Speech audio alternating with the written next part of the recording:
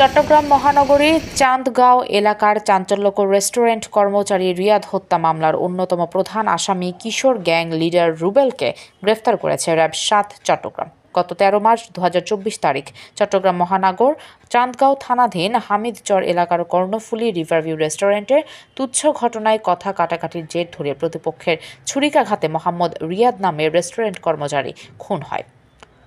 গত ১৩ মার্চ ২০২৪ তারিখ মধ্যরাতে রেস্টুরেন্টের মালিক মোহাম্মদ ইকবালের সঙ্গে বাবুল মিয়া নামক স্থানীয় এক যুবকের কথা কাটাকাটি হয়।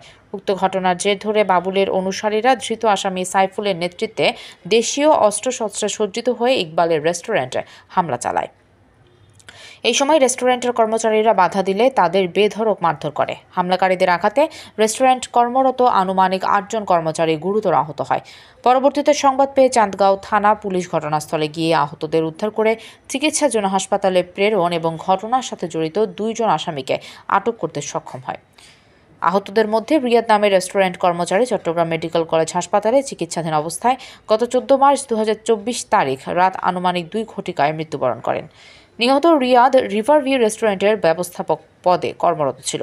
উপর্যুপরি ছুরিকাঘাতে অধিক রক্তক্ষরণে তার মৃত্যু হয়েছে। উল্লেখ্য, উক্ত নৃশংস হত্যার ঘটনাটি চট্টগ্রাম সহ সারা দেশে ব্যাপক আলোচিত ও চাঞ্চল্যের সৃষ্টি করে। গ্রেফতারকৃত আসামি সংক্রান্তে পরবর্তী আইনানুগ ব্যবস্থা গ্রহণের নিমিত্তে চট্টগ্রাম মহানগরীর চান্দগাঁও থানায় হস্তান্তর করা হয়েছে। নূর আজম রবিন, তথ্যচিত্রে PIB ৭১ টিভি, চট্টগ্রাম।